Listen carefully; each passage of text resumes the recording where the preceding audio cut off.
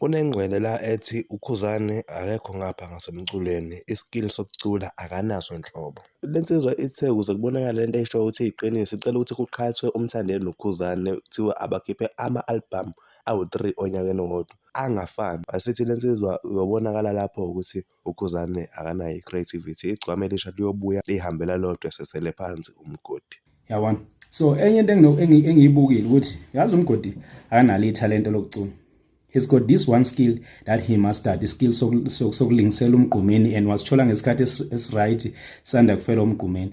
Uma uthi uyakuphika lokhu ukuthi akanalo ithalente lokucula, Thani Mgodi, Mthandeni, ayinesikhiphela amacece abe mathathu onyaka. Kulo nyaka nje ozayo nesikhiphela ama-album amathathu. And kulama album amathathu sifuna kube nomehluko. Ubone ukuthi ubani oyobuya. Ngiyabuya umgodi. Ngiyabuya umgodi lapho iGcokama lobuya lahamba lodwa ngempela lobe ligijima lodwa lapho.